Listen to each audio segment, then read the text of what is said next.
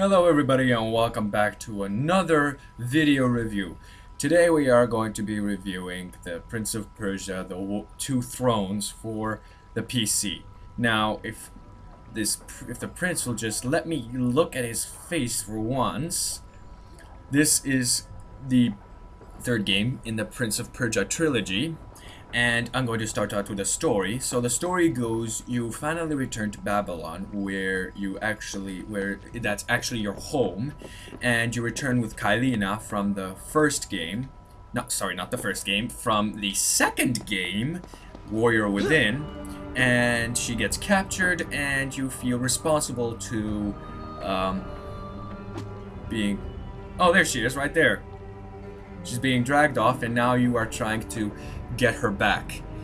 And one of the story points is that the vizier from the first game, who is evil and wanted to be immortal, is back because now it's like he never died. So you have to fight him again in this game and win. And you're accompanied again by Farah, although unlike in the first game, she does not accompany you in battle and help you in any way whatsoever.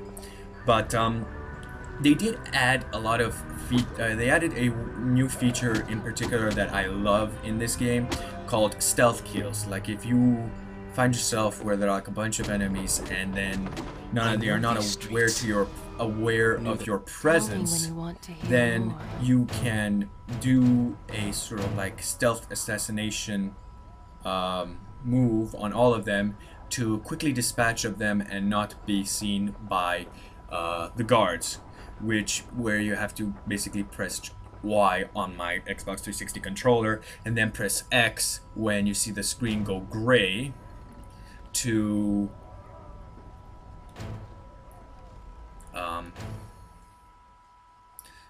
kill them before they can react. And if you mess it up, then you will be knocked back, your health will decrease a little from the damage, and you will need to fight them without them not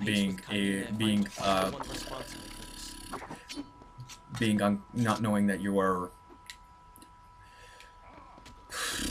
without them being oblivious to the fact that you are around them. So that is the new stealth mechanic that they implemented. And I'm going to say that's it for the story, and I'm actually going to be able to show you the stealth right now. If they get alerted, you need to wait. And you see it says right here, press Y to start a speed kill. Okay, I guess I was wrong about that. But now I can start a speed kill, and I can show you.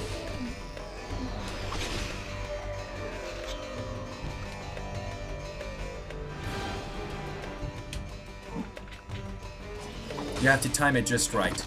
And the number of times you have to press X differs on the enemies that you face. So, yeah.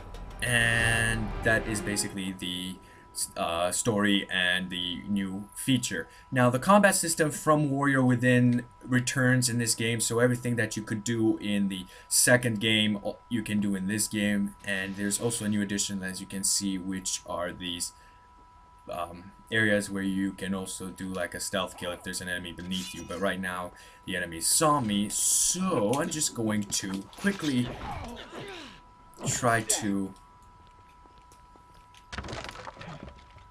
eliminate them.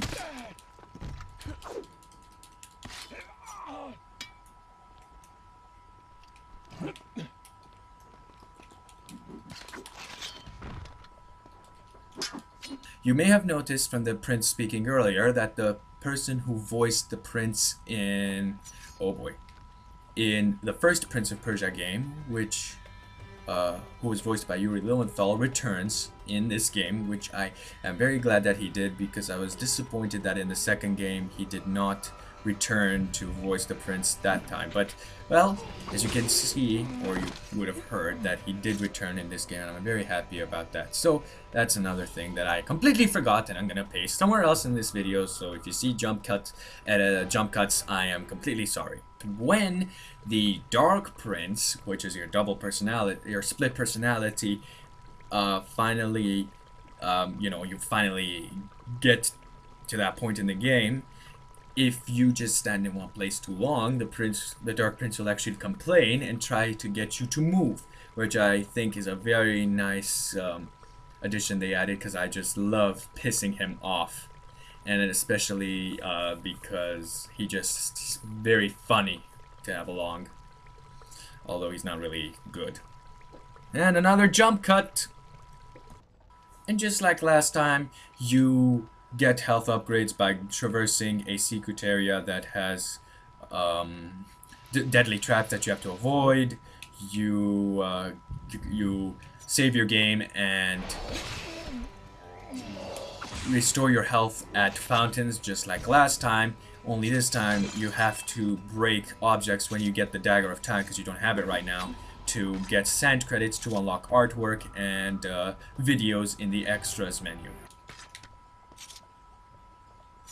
And there's also a new feature in this game in the form of your double personality when you are affected by the sands in the game, and your second personality is actually called the Dark Prince, which is your bad side basically, and he also has a combat system of his own, which is, oh my god.